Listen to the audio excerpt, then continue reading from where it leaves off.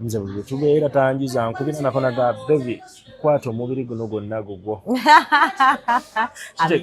kitegeeza sigenda kusinkana kaana ku kkubo nga kasagalawo kati nkakwateko oba kantegeeze nnyo ate abavubuka tulina eno embeera twamanyira oba bakayita batya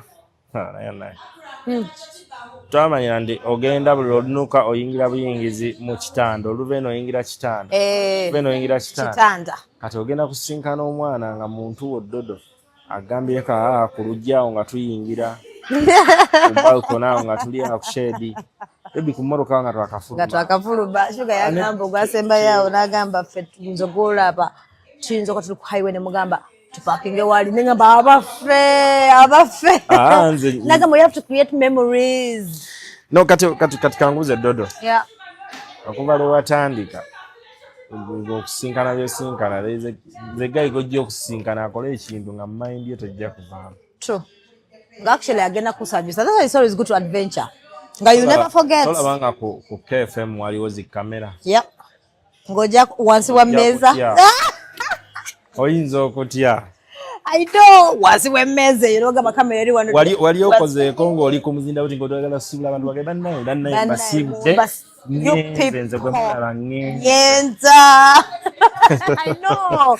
nga actually ng'owulira yagana ng'olaba ne show eruddewo ebintu ebyo mbimanyi nnyo I really understand kati eyo enjawulo eyo ereetera omuntu bingi nti okuba nga tatunula bwati abeera focus ku muntu omu birala bingi kitegeeza ne mwe mukaayana mutunulamu mu ebyo ebibadde bibakaluubiriza ne mubitereeza so for you make sure that because I know you're someone very understanding man actually bwaba nga there's a misunderstanding yangamba you always want to talk about it that very day oba night nogamba tukimala tonight I love that era mba nkyagaana ekiggwera era bwe kigaana bisibwa ddala bunnyo nga mpulira nga sinnakimala lwa nsonga nti bagamba andi abaganda bagamba nti ogusula gukuwa empoza nze saagala gusule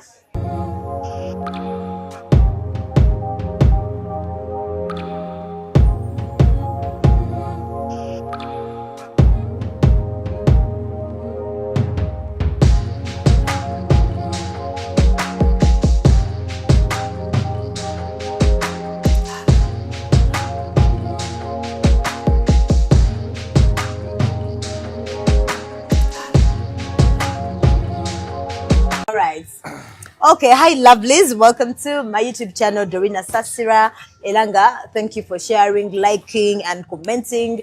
To come outside zeno ewambulangira, he has the best interiors. That's all I can tell you guys. Ila wawononya interior Jaguano, I know everything. I know like nice sofa sets and they are very legit. Wabida ba mo camera webiri.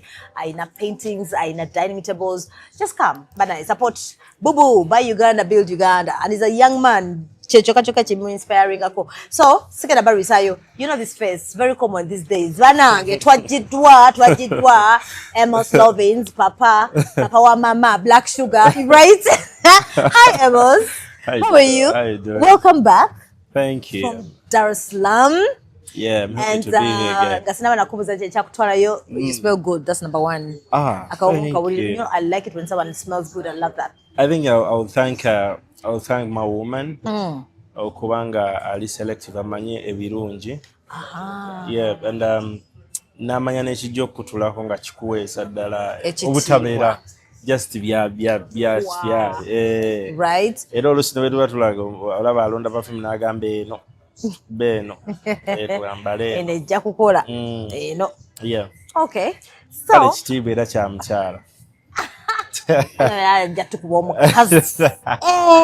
Naye kati Dodo kankubuuze. Mu nsi olowooza ki abantu ekibakoza okufiirawo? Ekibakoza okufiirawo. Wakola ennyo. Okukola ennyo. First of all, to be happy. To be well. Right? Happiness wagifuna otya. Omukyala aba n'omwami. Bw'ate bw'afuna omwami either afuna omwana oba abaana. Kasiteeza nze ng'omusajja kinkozesa ne mwe ngaggawala nnyo. You need that someone. Nga ne mu bubi omanyi bw'otegerera munno. That's the moment lwe mufuna hardships ezo z'ogamba nti abantu mutuufu lwali kata Kakataka gwa kakutuke. Omuntu ne mwetegeera na. Because nze nali mbaddeko mu embeera with my babe. Nentukako kusanga ndaba I'm losing her. Yeah. Ngebyeddala I'm losing You're her. losing her. Naye nga oluusi kisinzidde ku nze naye nantegeera nyina ngamba no. Let's tutereze wano ne wano tutereze. That's why every time we made interview ntera nnyo bagamba nti ali understanding that is aina beauty with brains. Yeah. And actually that is something omuntu kyalina okugoberera most men. You have to look for someone ngali understanding kasa kutegeera. Gada ne ku brains. Yo yagenda okukola amaka akusobola. Yeah. So kakati first of all, against all odds, munange, mulwanye, I can't believe munange is still together. In my mind, I used to be there like, that's my couple, but Bamalako. Right? So in my head, I want to, but I want to, in my mind, I should social media chikambwe. Wakuletera ne bapoletera. Ate kakati bwe bamuletera asiikula entalo oluusi bwe bamuletera. Bambi naawe ne bakutwala. Naye nedda tasiikula. Omanyize kye nayiga mu bulamu. Mama wange yaŋŋamba nti omuyembe ogwengedde gwe bakanyigira enkonyogo. Oba kitegedde. Like kubanga buli mu gwaba ayagala, right? Yeah, ekintu ekiriko ekibala abaana bakitabya nnyo. Nyina kugeza ffe twavanga ku ssomero nga tulina amapeera we tuyitira. Naye nga twagalawo nnyo nga tetwagalawo ndi lwakuba ntwagalawo nga twagalawo amapeera. Amapeera because galingawo ng'ate gali ripe gali. Kakati abantu ababadde mu mawulire wano okumala ebbanga ekyo tekigenda kubuuzibwa. Omuntu aba agulina essaawa eyo gwe bagoba. Either bamugoba kati nze nnyinza okuba because kati nze story yanze muze mugiwulira. Nze na meetinga mama ne mu meeting. Nensooka njagala okukola naye. Bw'okuva mu kukola naye nga of course nalina interest. Yeah. Naye nga simanyi wenyinza gyogera kubanga nga ntiisa. I know. Kati ngamba oba we namugamba naŋŋamba ndo ntya. Naye byaddala nalina obulwadde bw'omukwano ng'omuntu nga mpe yanjagala omuntu okuba naye kuba at the end of the day ne bwe tukola ne bwe naafuuka owakabi ne bwe mba owakabi ne bwe mba bitya yava kuba n'abagamba nti tugambe nti oba oluusi nti b'omukwano bagudduka. Yeah, true. Nze what I will say is nti love is love. Love is love. Kati bwe namuzisinkana mu kumusisinkana namanya nnyo mu ye nampa chance. Kyokka musisinkana nga alina akati ako. Kati akati ako gy'akomye okuba nako dore ntubeere b'amazima akati akalina. Bw'aba akalina era emisinde mingi nnyo balina okukugobera. Nze ntera nnyo muga nti kkiriza oli mu mazina ga nkima. Yeah. Enkwala egenda kubuukira enkima ekubuukire owulire buli muntu osege babunzi kubuukire bino bikubuukire biri bikubuukire.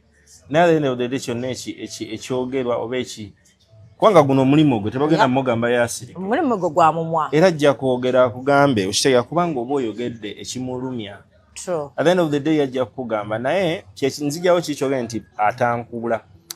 Ngamba abalala be bamugira because they know it comes as bakimanya ajja baddamu mulimu baataddamu. Kati mukyala muzadde, mukyala alina omusajja, mukyala alina family emulabako, mukyala alina emikwano omulinawe kennyini nange kennyini ndi mukwano gwe. How do you feel bw'okeera ku machano la video ng'evvoola mukwano gwe? Tulinga oli mukwano gwe ddala you feel like mu butuufu ensi naye ng'ate oluusi bwe twandeetaaza okuba. Omuntu oluusi agenda okwogera aba n'obulumi. Kati nga bw'omulaba oluusi ayogera nga alina obulumi nti lwaki omuntu kundi ajogera kukwata ate nga namuyisawa. Si muntu mubi wabula abamulaba ezo entalo z'olaba ezibaako. Ate n'ekirala kati nze nga kunze on my side. Bagamba enjovu ezirwanira obusubi bwe bubonaabona. Kati nze ngenda gamba nti ebiseera singa bw'olaba abakyala be bavuma omukyala. Abakyala be bavuma omukyala. Kitegeeza akakota keekutte kavuma omuntu omu. Naye nze njagamba bwe nti anti twakyogeranga mu ssomero nti bamukutte kakota. Na omuntu oyo n'adifeating abantu abo. Kitegeeza IQ ebeera waggulu nnyo. Ekyokubiri sinza kuddamu bakyala kubanga nze mva mu bakyala. Okitegeera abakyala be bankuzizza, abakyala be bampudde kyendi. Okitegeera nzaaliddwa abakyala n'enkuzibwa bakyala oba ontegeera kyenkapa gwe nnina mukyala kati mba njagala na feeling oluusi olwenda n'oyogera ekigambo wano bwe ng'ovvoola munno naye wajja yita ebbanga either omwana wajja kisanga ng'ovvodde oli wakati fe olumu ku bye bituvoolesa kubanga tuli balungi nnyo. I know. And they don't understand. I don't know why they use that as a weapon of like talking about your skin tones. In my mind, I'm like, sichitegeera. Omudugavu ayagala omudugavu. What is wrong with that? Ekintu kikyalema okutegeera. Kati Dore nonsanzeeko emirundi sinti bajaga nti oba ssente oba ki emirundi gye tusinkanye bw'ontunuulira bw'oti feesi yange ogirabamu ebikata bya lumonde. No, very smooth. Yeah. Oh yeah. You know why it's gomanyi lwaki kiriwo ekityo kubanga Katonda yatwala obudde n'antondera emyezi 9 siri premature. Lovely. Okitegeera. Yeah.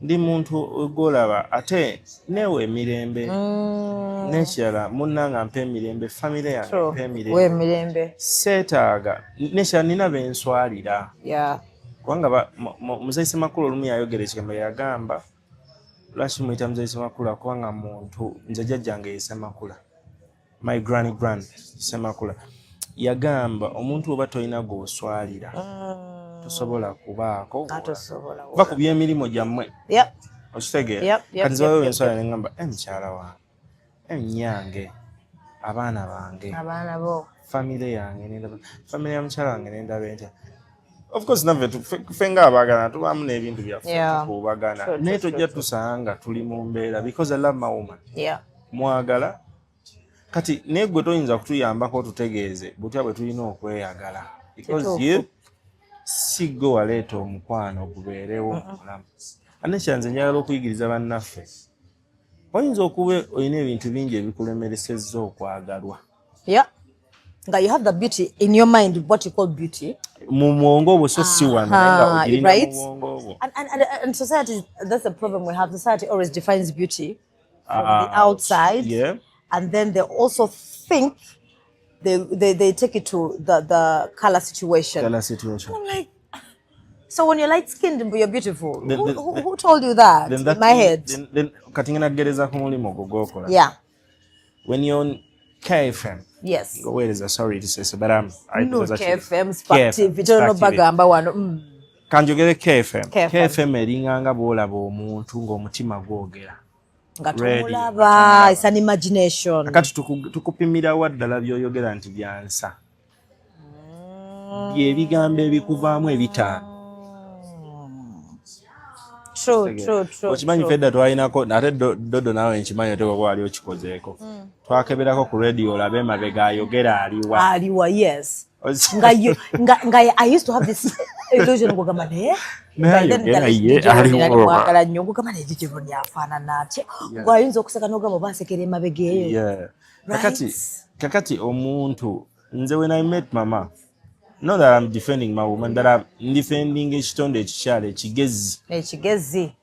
Beauty with brains. Kati maybe ddala bye twogera bye. Brains is actually chovola bo gaba n'abavubuka. I think okufuna omuntu these days, man, it's not easy. Relationship sinyangu naye bw'oba oyagala kunyumirwa, I think go for brains.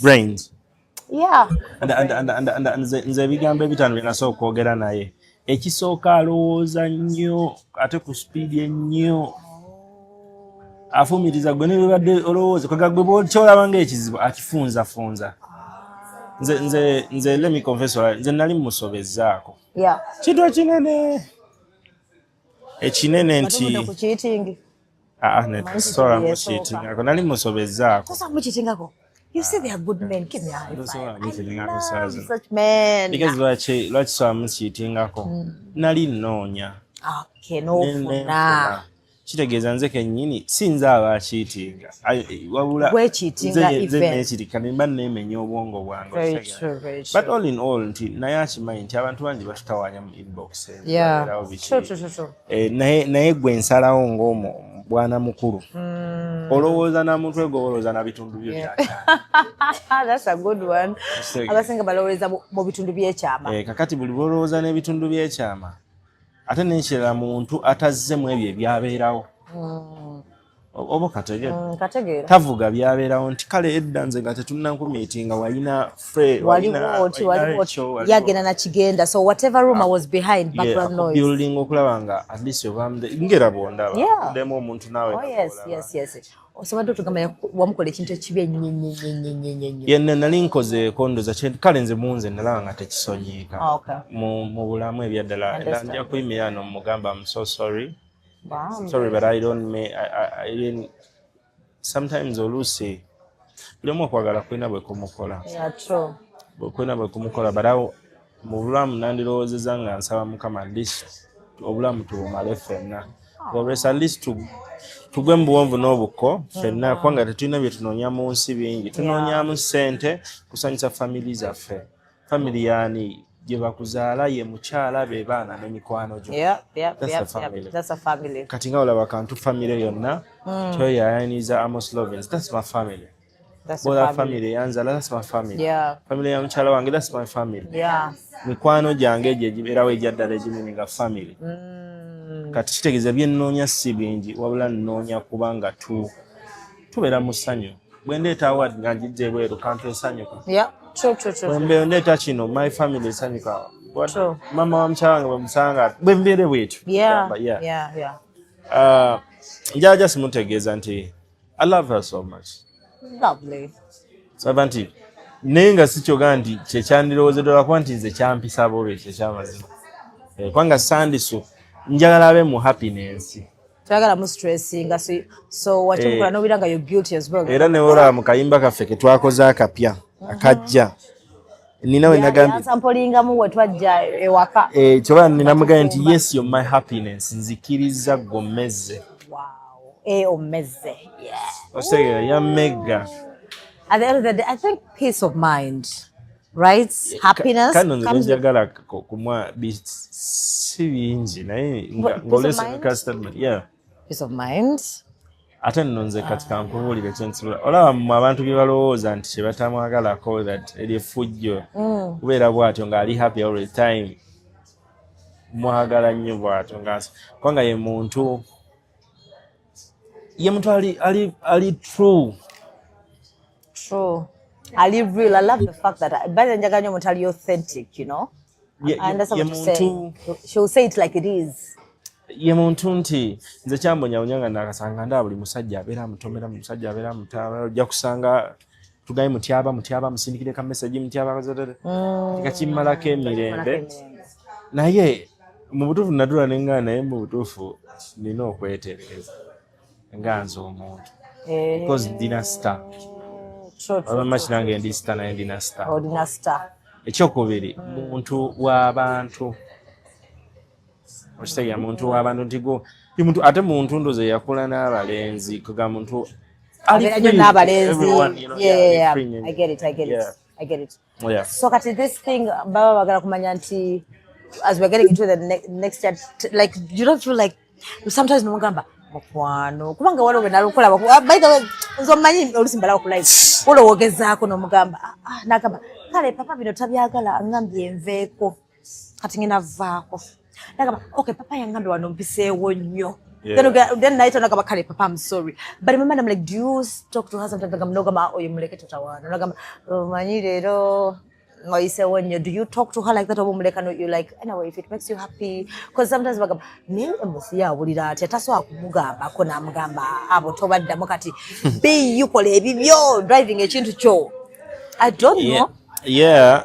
Because at least I'm glad nababera ku live bachimanyi to you always tried and naye also achigamba ni recently 2 days back yagambye papa nampita ku kisenge tabyagala bino no you know like that live I was in a bedroom lenza kantandikire kwe don't wait I was in a bedroom nali ne basemungo mutwe gunoma man she's a happy woman. I know kati naagenda ku live ye kubanga guli mulimo gwe ngali mukogera ne bafanzi be anyumya kubanga nze ku side yange yako ya marketing team yange ate mchala wange ate bingi bya very active kati ojja nsanga olusinga sigenda ku live kubanga oluusi alina ensonga lwaki era bwe ngenze ku live aba alina okuba amanyi lwaki wakoze live eno for that reason not because but in a business way era baba ali mu business abon business tabamu babysit ate biki aba strictly no what you did is wrong, what you don't need to do this, but in a humble way. I was in the bedroom nempulira nenzija nemukati nga mpulira ali amenyese oba ontegeera kubanga nze muwulira but then I had to tell her nsaasira mukwano gwange, don't go there. I had to tell her because at the end of the day waliwo abantu bye musuubira bye baagala omujjamu ate si byayina because she's a good person, she's a honest person, muntu ali real. Ye mutugoze owa emitwalo 5 newekanga ng'ayongeddemu gikoze 10 nga kiwamu ndabyeko nange nyina abalala ng'abaze ekintu kya mitwalo 5 ne mukibala bulungi nekisussaamu mitwalo 5 n'akwatako ne muzize n'ayongerako. Kati omuntu oyo nawulira nga amenyese kati nga neetaaga okuva Genesis gyenjole kyokka bwe najja ng'ate saalabikira mu kamera ne mugamba ebbali ate njagala kwogera naawe nagamba katono kubanga yali ali amalayo step yamalayo nagamba wakati nye nga akitegedde and I will thank her nti nampuliriza ate n'agiclosing n'amala ne tutulamu nambuya bye yambuya nanga olaba just play oluusi eno kino ne kino abantu balumye nnyo bannaabwe kintama kati ng'owulira tafa ye ku ye ng'afa kubala nnyo bannaabwe lwaki bakola bwe batyo nga abantu abo baleke ng'oli wanjawulo otegeeza abantu 15 nangamba fa era yanzaba nga papa kyenkimaze. I was like sasa yinzizeyo wali nengamba nti buli bwetunula mbonola nga olina w'osobezza munno olaba ng'akoze byonna. She has been there for you in all aspects, you know. She has been there and yes, fully true. So good thing asabate mutegedde ayogerako naye and betegere bategeragana ate okwogera ku muntu wadde mbukwogera kyabawe oli munnamawulire awa analyzing ebintu okusinziira bwalaba embeera bwetambula kubeera eddembe lyanamawulire lyamuweebwa tagwawo nakyo katikamba bulire ekino Shuga si ye muntu ayogera ekigambo nga talina nsonga lwaki tajja ali smart nyonyonyo mu ndowooza gwe bw'otajjana nga kijja kutwalira nnyo abantu okukitegeera yali smart lwaki kijja batwalira nti kibeetaagisa batule nnyo basome nnyo okumutegeera okutegeera oluusi byabayogera. That's why achabalumye emitwe. But I also love her for one thing, apart from being real.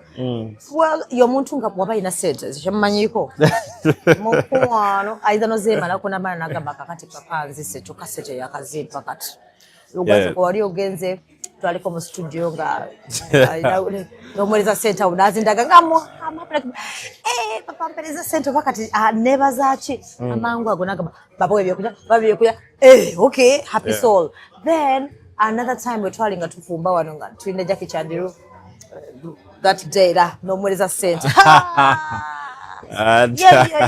nagamba was okay, so at least that one never you get to center that one so amuwairiza banange she's a happy soul, she gives the money. amanyi ekirala okimanyi nti ennyumba egaba tekaliza atekalira by the way ate okimanyi nti bw'otuuka wali otuseeko ewaka ewafu okimanyi nti ewaggwa abantu.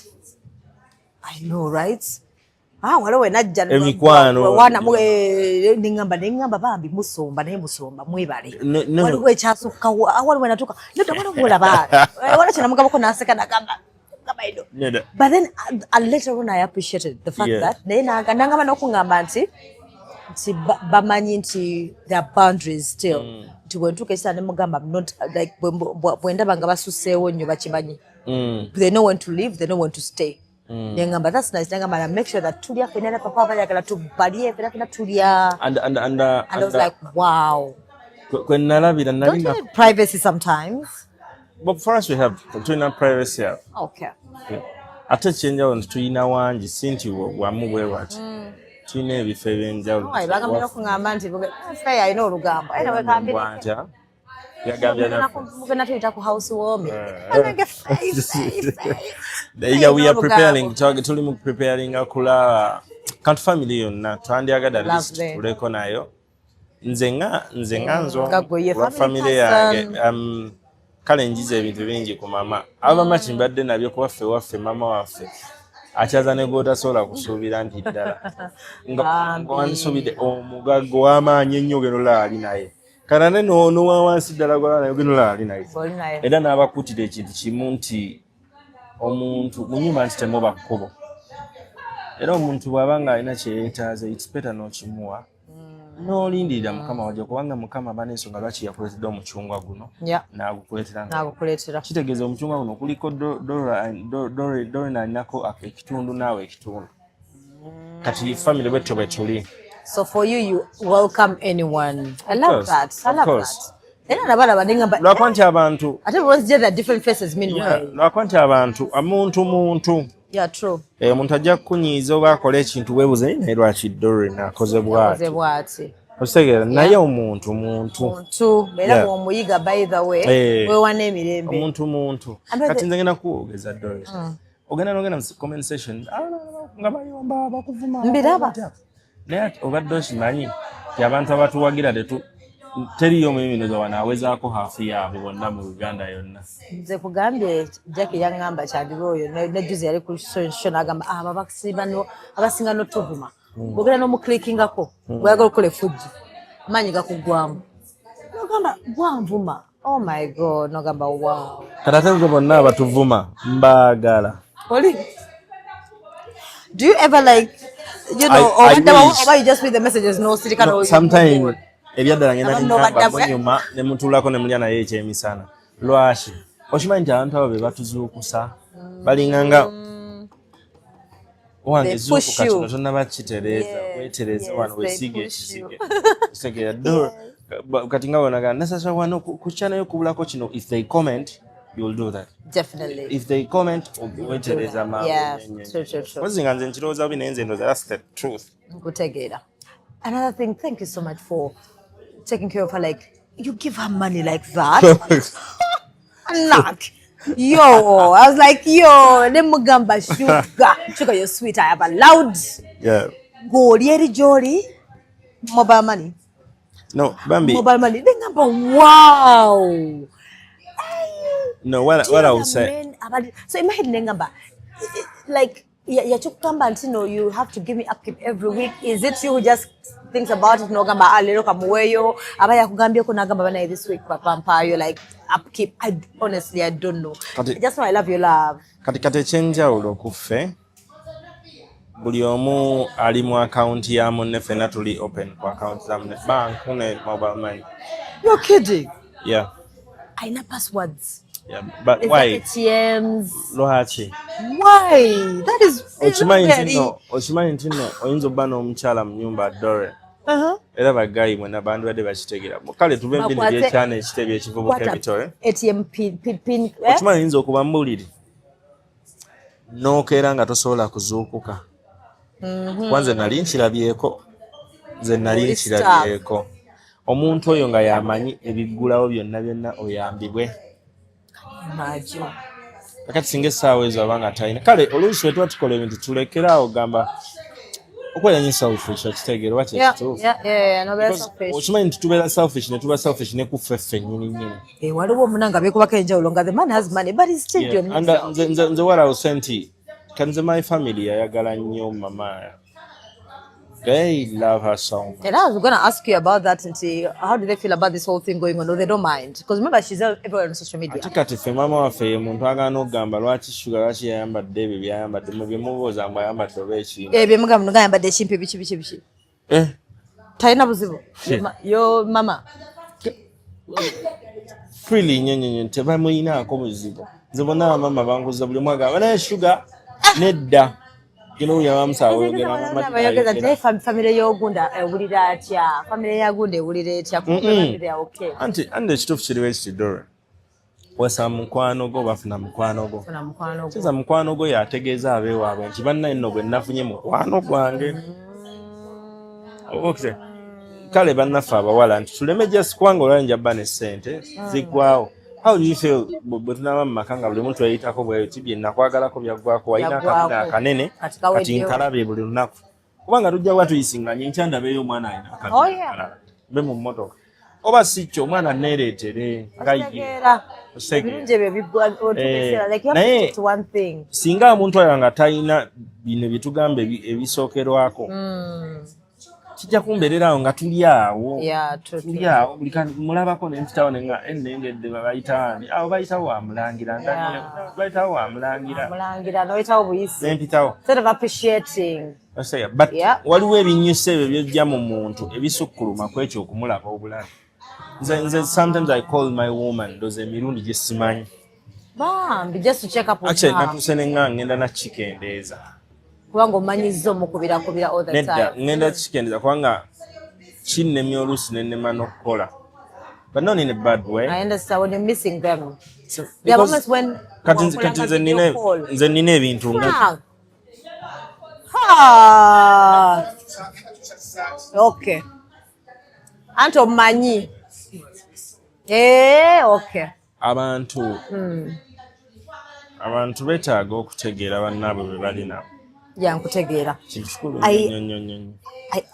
Kati mbadde nkyayogera about I love the fact that nobody ogenze like by the talking about the calling beat manya abantu basinga bagamba nti bwenkitandika kijja kunnema. I feel like the consistency by being consistent and then nebwalinga oli mulongo otambudde gye watambula. Do you were video calling her? Yeah. Wow. Yeah. Wow. Listen kubanga na direct. Yeah. Banaga miss such love. Simanya basajja gye balaga. Wala n'omusajja mala 1 week nga temwekubidde nenga mnenga muli mulava. No, kale olaba twebuzabuza. Kale ng'abavubuka. I think ate bw'omukubira ennyo n'agamba mwesibako. Like my head, I'm like, I want to know if you're okay. I want to know if you're good, if you've eaten. You're being too much. I'm like, no. Okay, that is my love language. Okay, that's the issue. But now, I want to go for another. There's a way they make you, they want you to change. I'm like, man, this is not me.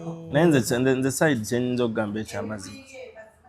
Change of gambe chamazima nti ye muntu gw'otayinza kukoowa buli kaseera kubanga alina mudu zonna mbimanyi. I know. Gwezo wandiroza akonako bukonyika akaso achogera banene kale katono. I won't say the behind thing kyangamba but she called me nangamba don't chimanyi kabye nenga smoking kabya papa bambi najja navugayo Nembugaba them nangamba nembuganda smile watching kabye.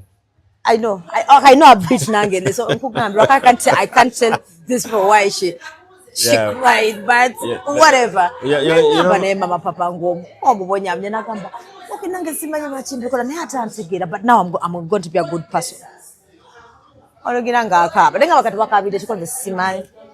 No, I love that man. I love the fact that she's her now, you know all her ups and downs or by roller coaster situations.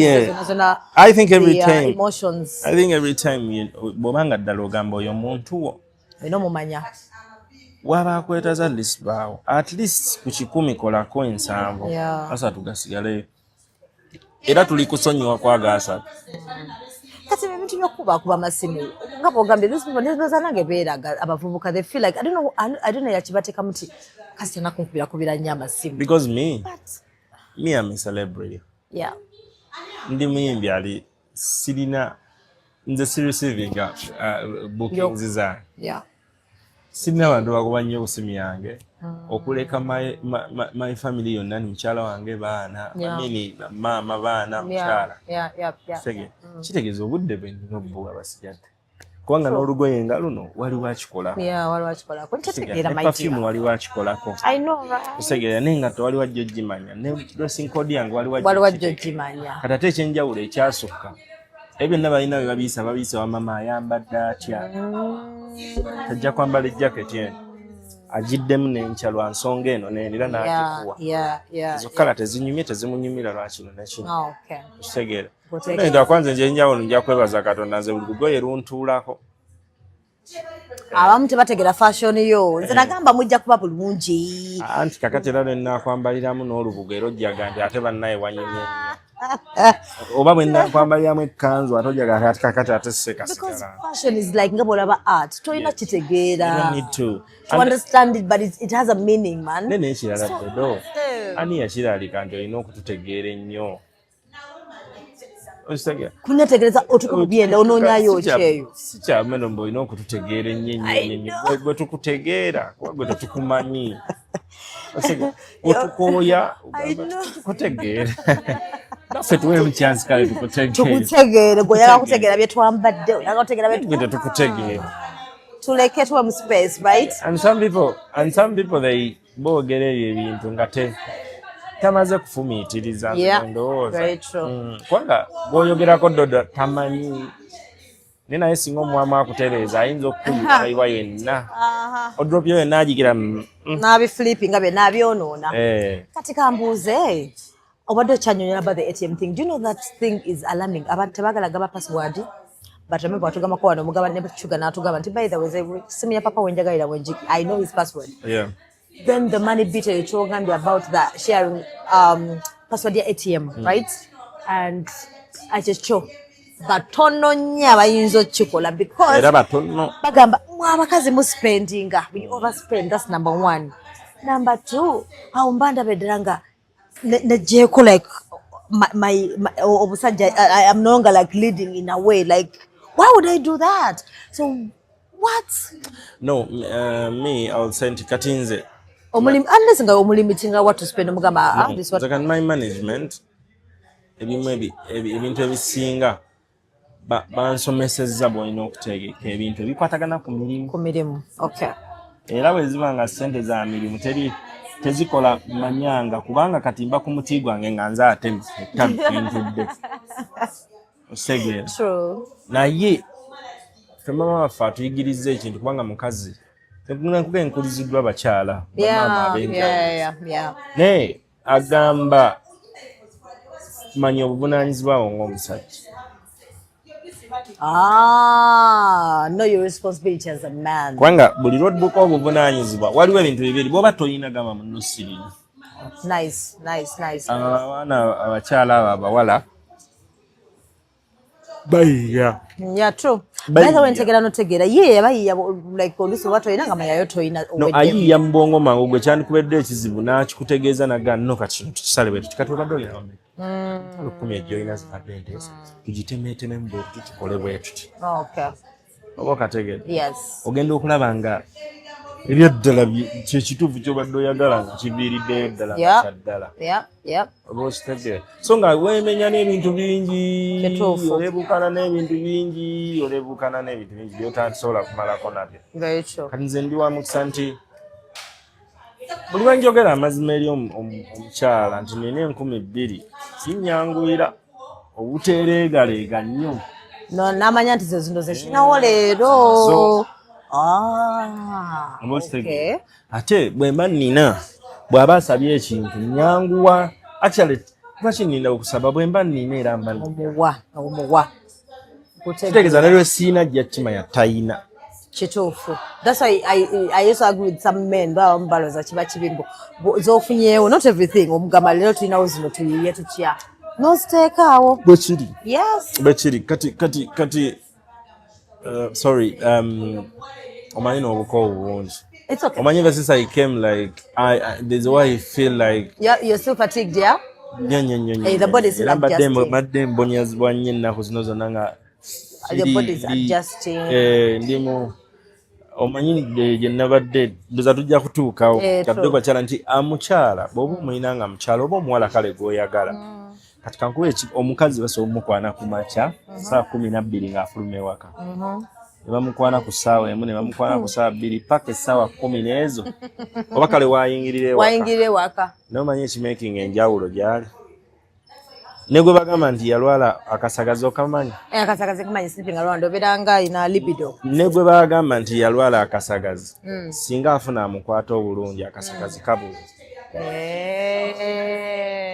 otegedde kubanga lwaki omutegeera obulungi nti otegeera munnange yalwala akasagazi nti kanywere nnyo ngende wani bampe ekikolo obulungi mirire ng'omusajja kati kitegeeza ne munno bw'omanya muteerewo embeera tuli wano mukubire essimu mukola naye badde wafunye balese juice awo kati anajjukira ddi omuntu adde ayitaawo because already you're in her space in a good way mubwongo. I understand. Kitegeeza ne lw'otayina era space era gwagirina era agenda gamba nti dodo wange nze bwe tubeera tanjuza nkubira nako naga bebi kwata omubiri guno gwonna gugwo. Kitegeeza sigenda kusinkana kaana ku kkubo nga kasagalawo kati nkakwateko oba kantegeeze nnyo. Ate abavubuka tulina n'embeera twamanyira oba bakayita batya twamanyira nti ogenda buli olunuka oyingira buyingizi mu kitanda oluva eno oyingira kitanda kati ogenda kusinkana omwana nga muntu woddodo agambye ku lujjaawo nga tuyingira ku balkoni awo nga tuli ku shedi ebi ku mmotoka nga twakafuluma. Shuga yagamba ogwasembayo awo n'agamba ffe tuyinza ogwolaba tuyinza oka tuli ku highway ne mugamba tupakinge wali nengamba abaffe nagamba you have to create memories.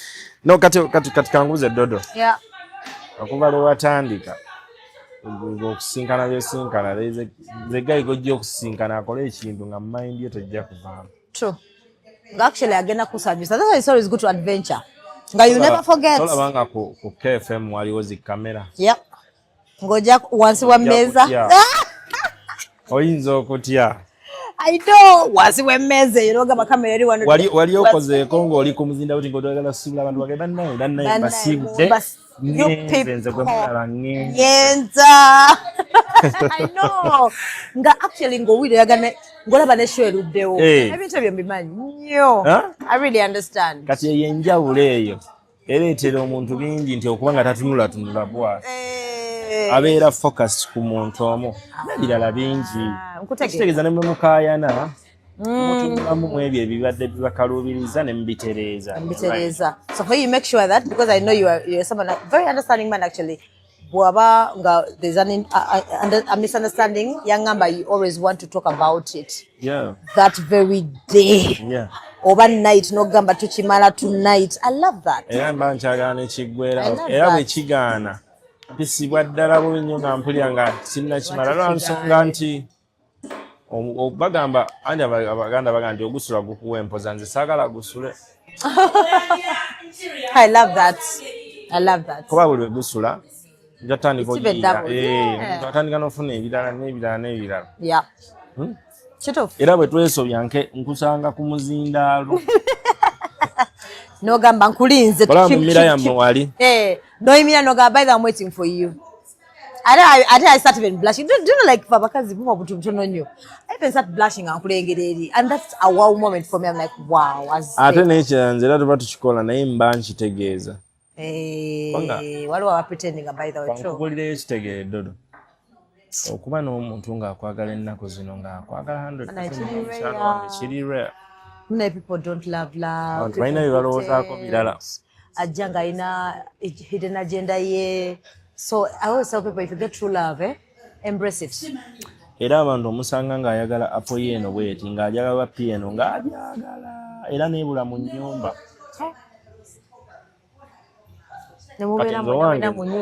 Katinzo wange you can't even bond.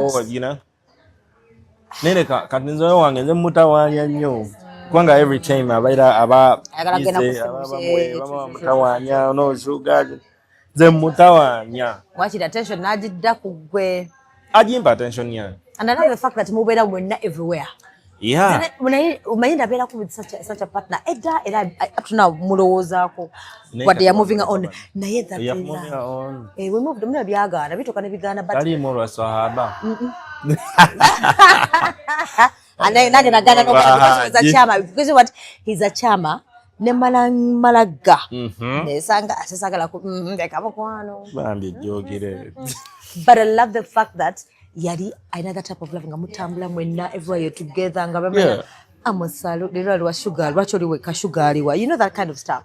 Nabigana so bwe byagenda I think detaching from him and accepting the way techali changu. But up now I still crave for that type of love of I want to be nzo omuntu ayagala okwogera n'omuntu kwenjagala every day. Mutumireko omugambe gyali. Simbaako bajja kunjira amazzi. Amos Pontega. No, he's married now, you know. Yeah. But for you, are you seeing someone? No, I'm not. Why? Atembalaba. Shuga yanga bajja kunonyeza abolugabe. No, I'm very honest with you. I'm not seeing anyone. And the reason is first of all, I don't think I can be loved the way I want to be loved. That's number one. Number two, I'm like, look at this idiot. Number three, but you're kunkwana. Kati nzije mu kino nganze. Chechiruwa. I come off as obuto mukwana. Anti kakati enjawulo eri wano. To be honest, is to get someone who understands nga entegeera kikulu. Gaina brains. Entegeera kikulu. But can you teach a man how to love them? No, asobola okujanga ali wano. But can you teach a man how to love them according to you? I'm such an not just no. Because kugambye kuba tetwakulira wamu tetwazaalibwa wamu. Kakati enjawulo ebeerawo. Ngenda kugeza ku wange ayina byayagala nina byenjagala oba bwe mbirowooza.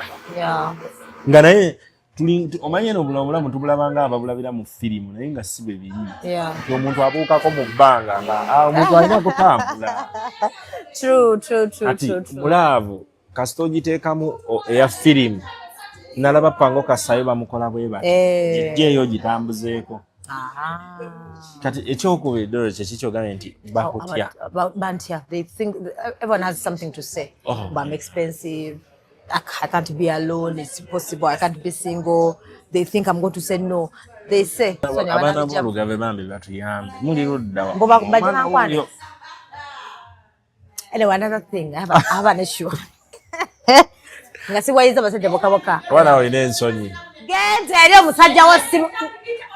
Naye Shuga kankomanyi Shuga. Mutyaba kye yakoze muganda wo Mutyaba yatadde wala akameza wakati ne fruits. Naye mukama ate ne kyasambadde na mini ntaddeko ne piro. Mulire buba banange datika bbiri nga muta. Meanwhile singa manye ebigambo bya ng'ambe eno gende Aisha yakashuga nabya walisa musajjawo. Taina byalaba. Newo wemola tandaba gende eri. So, for me, like I am picky. And I want the thing to go nechichaganye banange nyoma. Which is a very bad thing, by the way, I know. Okubera picky. Anti kati mukubera picky. Okay, yeah, cheating. But mukubera picky. Maybe Menze nange kyantawanya. The right people. Anze kyantawanya nga ntuuka n'okugambako nagambanga ne Kyona ne bagamba wabula ekituufu mbabulira omukazi alina okujja alina okunsasula. Right? Tange bwembeera nga bamusajja alina. Agamba alina okunsasula. N'ayitawo naba Mutyaba n'abawa. Abakwano. Naye omukwano muzibu nnyo. Omuntu ajja nakuba ekigo. Nga ne byewayogera tebitegeera. Ne bakujjukisa ngamba kati waliwo gwomanyi mukwano gwange like yali ayagala nnyo abakwala beeru.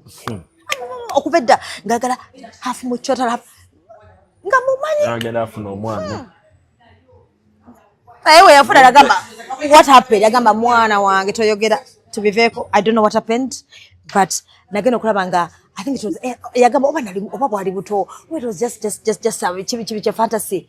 Because bumper headache. Neshira bafe katika abasajja abaganda. So I laughed and about okay. Neshira abasajja kati ngaffe. Okimanyi obeera n'omuntu ng'alina n'omukisa gwa ssente. Ekyo bakyogerako nnyo. Ng'omuntu alina omukisa. Gwa ssente. Nga ne bw'oba naye kugamba nga nekyayogera kivaamu omukisa. Lwaki kivaamu omukisa? Kuba kirimu omukwano guli pure love.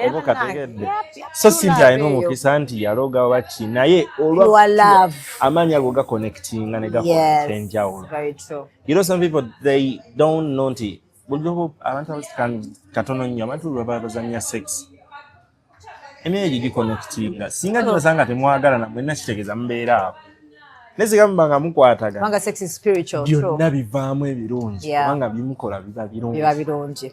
Kati lastly, nga tugenda kusiibula kulika ye Dar es Salaam. Yeah. ne bakukulisayo wannemesa okwebaka. Meanwhile at 1 AM I'm serious, nali ku social media minding my business nengamba ati nenga naye twajiddwa kapeeno no naye wannaye gena tusuzanga tuli west. I kept on I'm like wow, but welcome back. How was it? Chachadi kuchukutute. Yeah, I'm releasing an EP. So yeah, how many songs already on the EP? Kuliko 6, 7. Okay. But a mother song, it's our song. It's called Togwawo. 31st thing. That's the one you're going to launch on that day. It's going to be, yeah, it's going to be out there. Buli muntu agenda kubanga alusanga buli wamu wonna buli wamu weluli. Nice. Then the EP also naye gena kera kyekimu. It's called the EP. It's called okay. EP it was smooth. Ngera bowuli. Alright. Smooth. Kuli enyimba nga ezo Togwawo kuliko enyimba nyingi. Yeah, nyo twakola ko challenge. Nkutidde. Yeah, I remember. I went there okukola nekirala okongeza ndi mu kugezaako okwongera okugaziya akatale kange that side. Because that time wali Nairobi, right? Nali Nairobi, nali Rwanda, mbadde nye Dar es Salaam. Kati wazeda lwaki mbeera nye Dar es Salaam? Nkonekitinzeewo nnyo n'abantu bangi. Ate abampane ku bulimu bungi ku Zanzibar kola bitya. Lovely. Nekirala meeting abantu bangi nnyo abanyamba mu music industry okulaba nga neyongera bagamba omuntu w'osekula ennyo bw'oti sekulawo paka nga waleesa amazzi olemezaawo mpaka kubanga Dar es Salaam nene eyinza okubaamu nene. Dar es Salaam nga Tanzania, Dar es Salaam yokka nene. Kitegeeza erimu abantu bangi abawuliza music ate abamanyi music. Ate nze njagala kuguza music on over. Tola nyimba mu nyindi zino, nyimba Oluzungu, nyimba Oluswahili, nyimba Oluganda, nyimba Olukongo, nyimba French. Yep. Kati kino banansonyiwa mama ajja kunsonyiwa. Buli omu gwe ndowooza yewe bannafu nga gwe bw'olowooza tetukulinaako buzibu. Bw'oyinza okuba nga gondowooleze nakigala nga beera n'endowooza kyabugagga bwo adduse byawukanye tears n'ogamba ate gwe era ojja kugamba nti nno totulaba ng'omwana wo nze asula ogambe nga gwe oli musajja ogamba mbu Amos nga simuulya nga girlfriend wo nze favorite we ngera ndi kirooto kye naye enjawulo ng'eri emu nti lwakuba nti na booking badda naye nga singa mbadde siri singa nkugulubya ogamba tomumanyi naye nga luwa bamumanyi tewetagana kumanya balala bamumanyi kakati si kyatteeka nti nno olina okumanya kyaba olina okumanya bw'oba tomumanyiza si lutalo okola percentage ki ku Uganda ekyo nakyo kikulu right ogeza otugasa ki kubanga oyinza okugamba nti bakubala ku millions eka ziri 5 mu oba tuli eyo ate bakubala nakubala kitegeeza tokola yadde makulu kwe percentage bwogera osegera ngoli bizo oyogera kakati kyembudde ngamba nti ku millions and millions tewali wano mu Uganda agirina nti alina half of abawagizi abo taliiwo yes tuli awo twefumbafumbamu kubana avaayo omunagandiza enkubye biliyoni okitegeera nti njikubye abawagizi awo nga mumanya tetuufu okitegeera bagende mu statics ezoogera mu Africa ku bayimbi abasinga balabe bannaabwe bakoze batya ate nga byonna ebyo abantu kati babimanyi bagula abawagizi kola bingi kakati tomatiza abantu beera real. I love the fact that actually you're selling our music and your talent out there because recently because I was with we were working on a project with Ali Kiba. Wow, Ali Kiba, I love Ali Kiba. Ne projects nyingi ezitafuluma the other time naye nga twanga boba manyi branding that side tulina with Mario the Gundi. No, Mario wa Tanzania.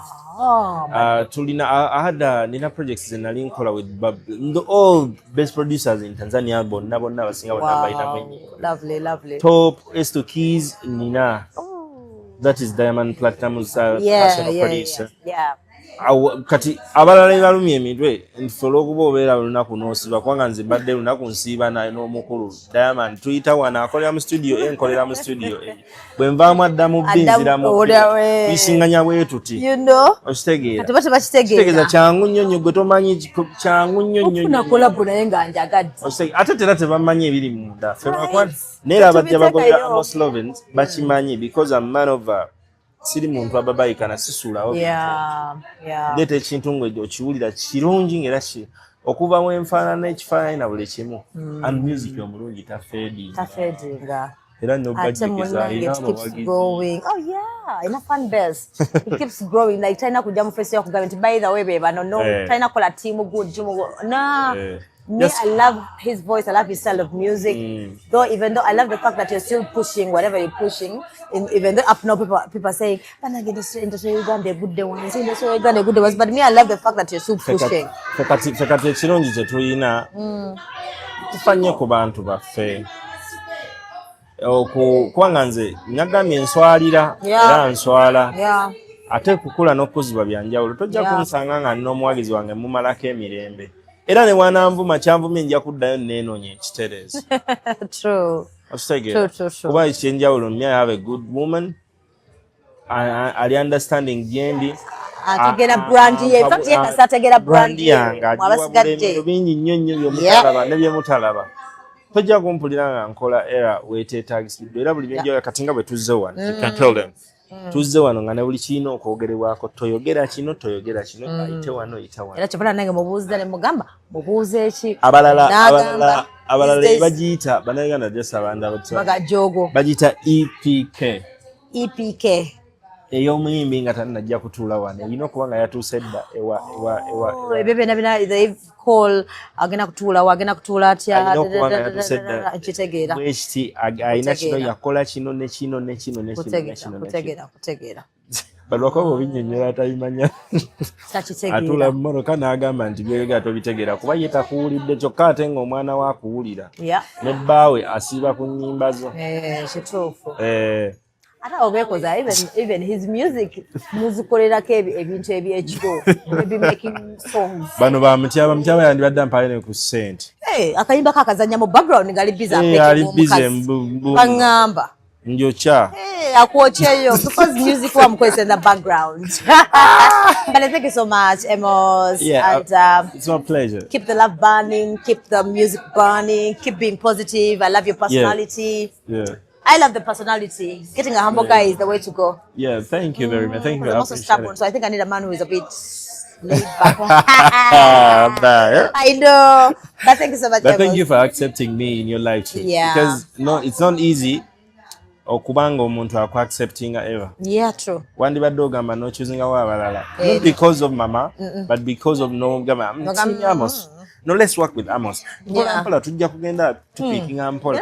When I put Shuga nagamba ngina kujja ne papa mumanyi because nja mujja ka Sisobola nakugana Shuga. But nedda nenga neyanza nnyo okubeera wana again. Nga the other time ate buli lwe tujja nga waliwo kye tweyongerako kati first banaye tulinde akayimba bakayita Togwawo.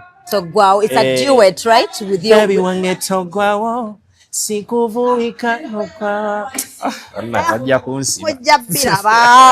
Thank you, Amos. Okay.